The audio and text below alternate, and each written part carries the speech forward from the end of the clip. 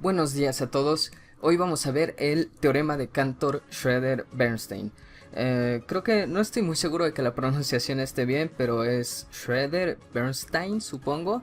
Esto es obviamente continuación del capítulo pasado de la teoría de la comparación. Si no la viste, supongo que por aquí en esta esquina voy a dejar el link para que lo veas. Pero bueno, vamos a comenzar. La vez pasada mencionábamos sobre qué es lo que pasa cuando A domina a B y B domina A si A y B son dos conjuntos, en el sentido de que existe una función inyectiva de A a B y una función inyectiva de B a A.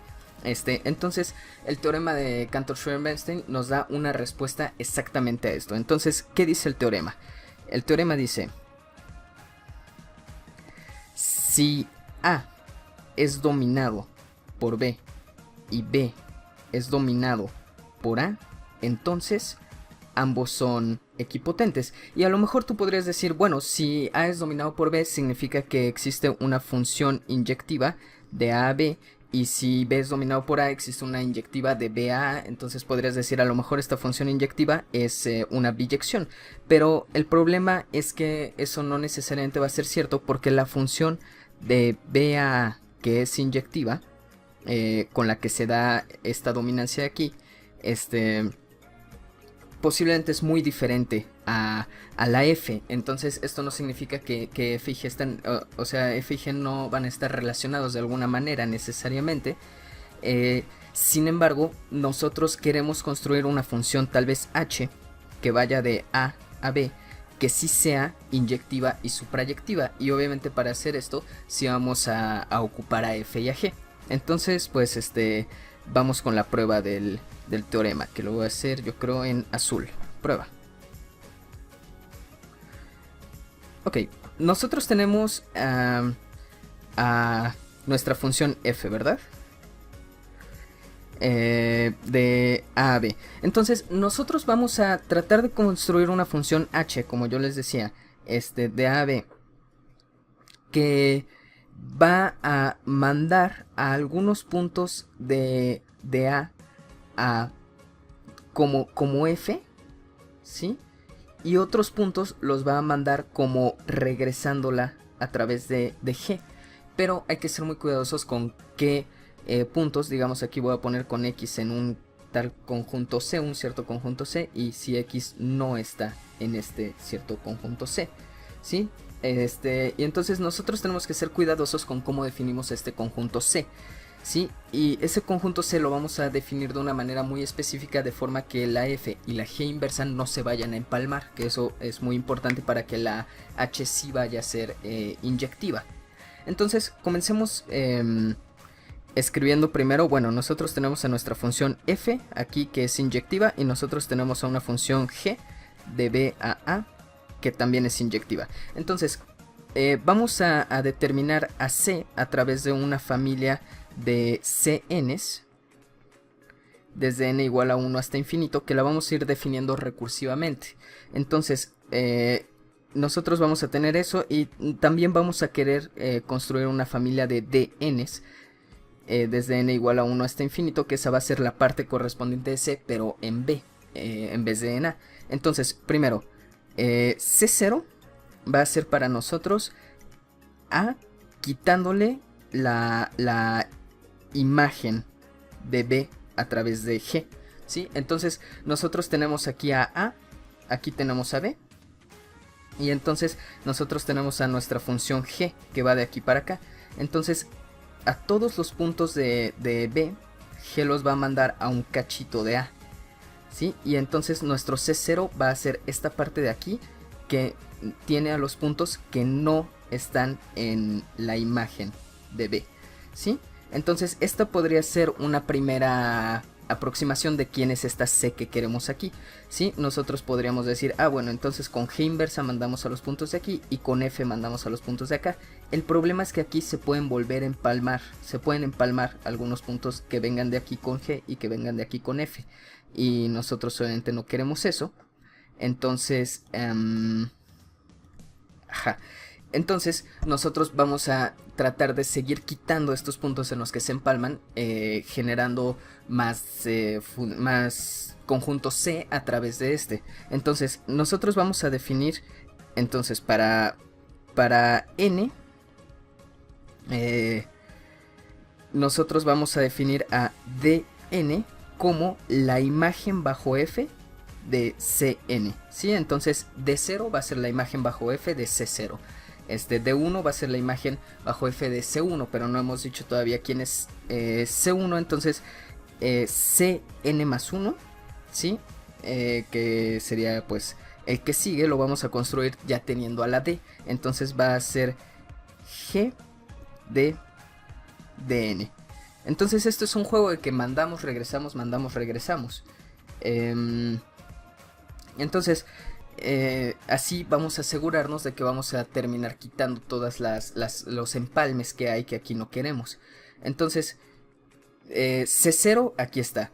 D0 va a ser la imagen bajo F de C0. Luego C1 va a ser la imagen bajo G de D1. Y entonces así lo mandamos y lo regresamos hasta que finalmente C, nuestro conjunto buscado, va a ser exactamente la unión de todas las Cs, ¿sí? Tenemos desde C igual a 0, de hecho aquí le puse desde 1, pero mejor le voy a poner desde 0. Desde C igual a 0 los vamos a unir todos y al final vamos a tener un gran conjunto C, que va a evitar que hayan estos empalmamientos. Y también vamos a definir a D como la unión de todos estos DNs, ¿de acuerdo?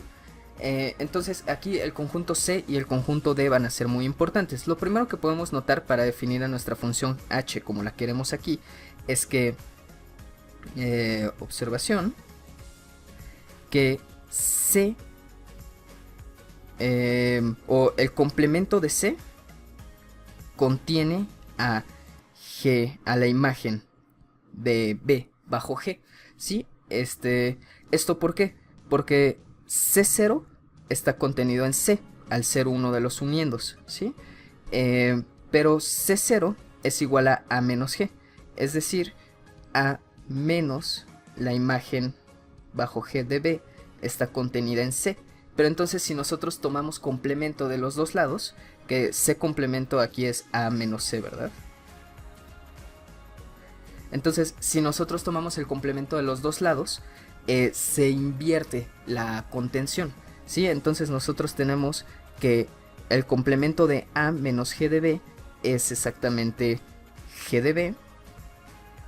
Se invierte la contención y nos queda del otro lado el complemento de C, ¿sí? A menos C, que es el complemento de C. Entonces lo que tenemos aquí es que la imagen de B sí está contenida en el complemento. Entonces sí tiene sentido definir a nuestra función h de A a B como h de x, ¿sí? Para todo x en A. H de x sería f de x si x está en C y g inversa de x, ¿sí? Como g es una función inyectiva, si nosotros tomamos un punto que está en la imagen de g, viene de un solo punto en B. Entonces si nosotros tomamos a un punto que no está en C, nosotros tenemos por esta observación anterior que entonces debe estar en la imagen de B, ¿de acuerdo?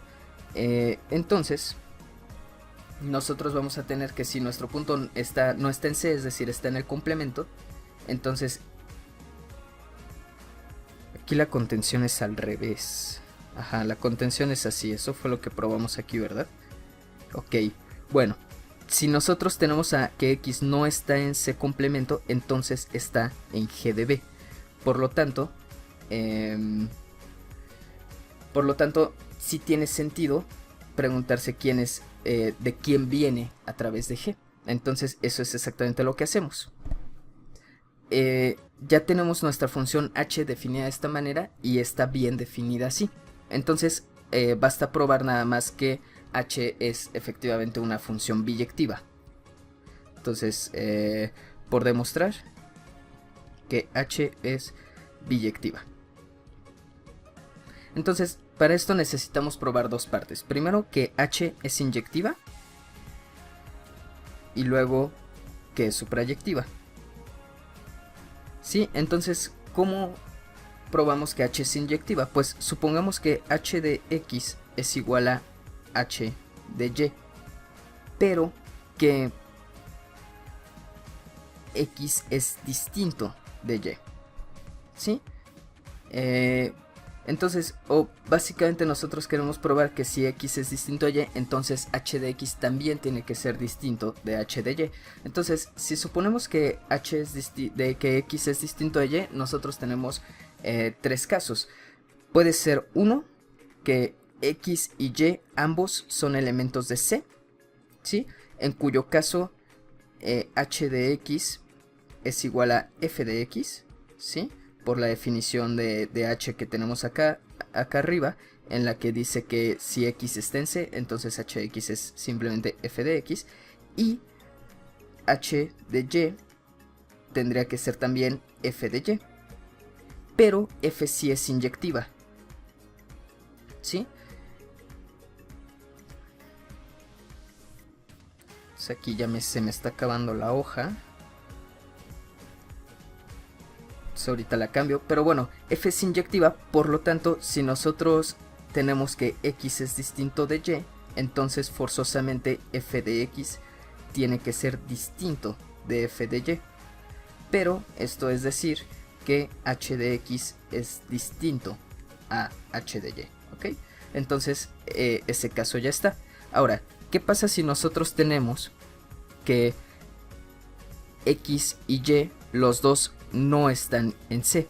¿Sí? En ese caso nosotros lo que tenemos es que H de X es igual a G inversa de X y H de Y es G inversa de Y, ¿sí? Pero si nosotros tuviéramos que G inversa de X es igual a G inversa de Y, entonces aplicando G de los dos lados, nosotros tendríamos que G de G inversa, mejor le voy a poner así, G de G inversa de X es igual a G de G inversa de Y, pero G de G inversa de X es simplemente X y G de G inversa de Y es simplemente Y. Por lo tanto, nosotros tendríamos que X es igual a Y, pero nosotros teníamos que X es distinto de Y, ¿sí? Entonces esto es una contradicción, de donde concluimos que esto no puede ser cierto. Por lo tanto, lo que nosotros tenemos es que G inversa de X es distinto de G inversa de Y. Entonces lo que nosotros tenemos es que H de X es distinto de H de Y. ¿De acuerdo? Y el último caso, el tercer caso, es qué pasa si uno sí está en C y otro no está en C. Entonces nosotros podríamos tener que X está en C y Y no está en C, o al revés, que Y está en C y que X no está en C, pero son el mismo caso en realidad, el caso es análogo. Entonces vamos a suponer simplemente, sin pérdida de generalidad, que X está en C y Y no está en C. Sí, porque el otro caso es exactamente lo mismo, nada más intercambiando los nombres de X y de Y. Entonces nosotros tendríamos en este caso que H de X es F de X y H de Y es G inversa de Y, ¿sí? Pero como X está en C, entonces nosotros podemos concluir que existe una N en los naturales, que yo los naturales los denoto así con una omega, tal que X está en un Cn, ¿de acuerdo? Entonces nosotros tenemos que F de X está en F de Cn, pero este es el que nosotros lo habíamos denotado como Dn, ¿de acuerdo?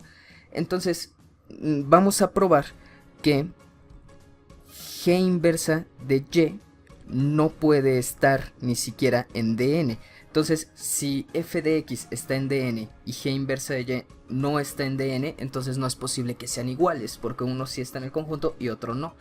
Sí, entonces, pero ¿por qué nosotros tenemos esto?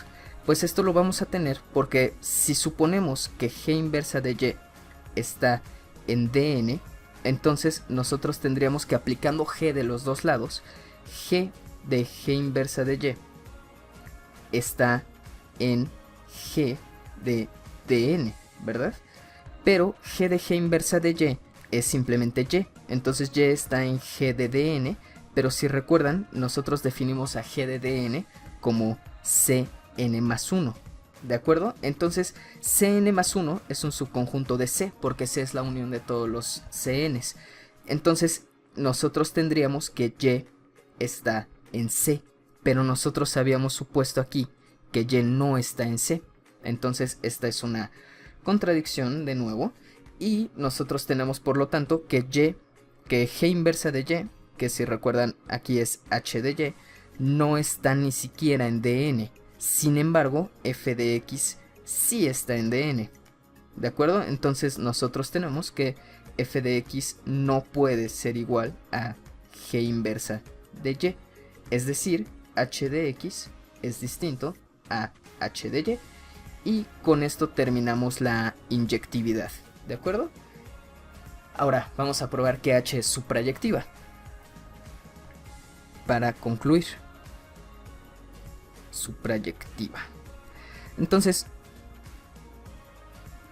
nosotros lo que tenemos que hacer para probar que h es suprayectiva es tomar un punto, digamos z, en B, y probar que existe un x en A, tal que h de x es igual a esa z, ¿sí?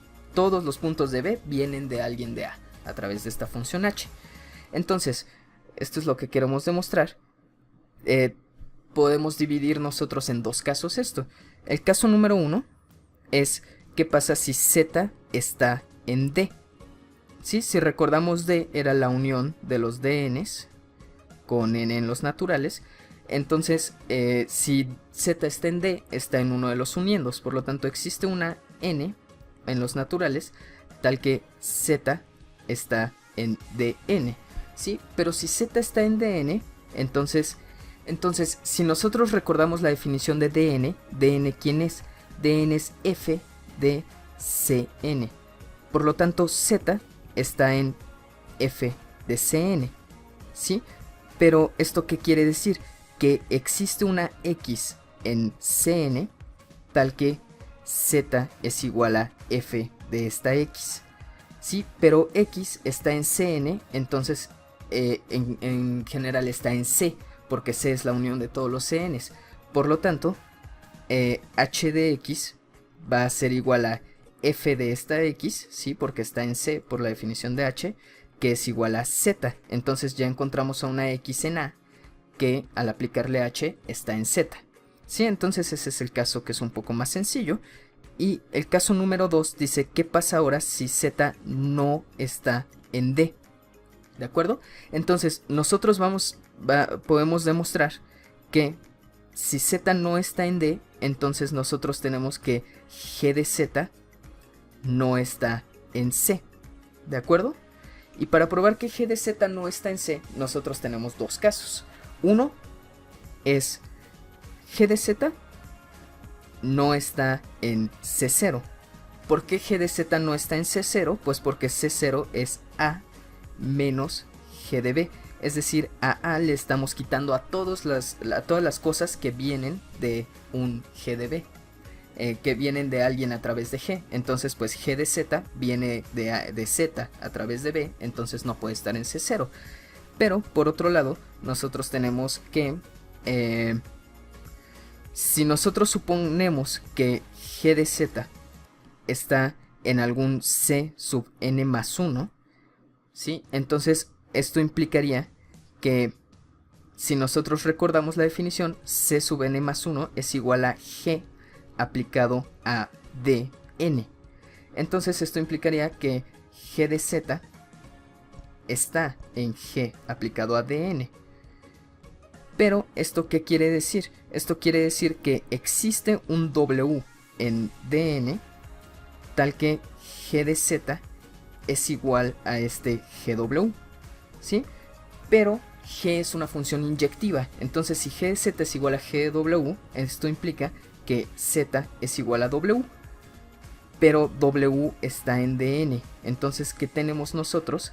Tenemos por lo tanto que Z está en Dn. Pero Dn es subconjunto de D, porque D es la unión de todos los Dns. Entonces tenemos que Z está en D, lo cual es una contradicción, porque nosotros teníamos que Z no está en D, ¿sí? Por lo tanto, a lo que concluimos es que G de Z no está en Cn más 1. Entonces ya vimos que no está en C0 y no está en ninguno que es de la forma n más 1, que son todos los demás. Por lo tanto, nosotros podemos concluir que G de Z no está en ningún Cn, ¿sí? No está en Cn para toda n en los naturales. Y esto quiere decir que Gz entonces no está en todo C, ¿sí? Y entonces, ¿qué es lo que vamos a tener? Nosotros aplicamos H a G de Z, ¿sí? Aquí la G de Z va a ser nuestra X que estamos buscando de aquí. Nosotros aplicamos H a nuestra G de Z, y como G de Z no está en C, entonces esto es aplicarle G inversa a nuestra G de Z. Pero G inversa de G de Z es simplemente Z. Entonces ya encontramos a una X que al aplicarle H nos dio Z, sin importar cuál fuera el caso, ¿sí? Entonces nosotros obtenemos que H es también suprayectiva, y por lo tanto H es inyectiva y suprayectiva, entonces H es biyectiva, ¿sí? Y tenemos que A es equipotente con B a través de esta función H, ¿sí? Con lo que queda demostrado nuestro teorema. Y bueno, pues creo que ya no tenemos tiempo para ver los corolarios, pero en el siguiente video vamos a ver corolarios, qué implica el teorema de Cantor-Schroeder-Bernstein, porque es un teorema muy fuerte, como ven, y además a ver si probamos ahora sí el teorema de Cantor, el que dice que existen infinitos más grandes que otros infinitos. Pero bueno, pues nos vemos a la siguiente. Si te gustó, por favor suscríbete, deja tus dudas en los comentarios, dale like y todas esas cosas, y nos vemos en el siguiente. Chao.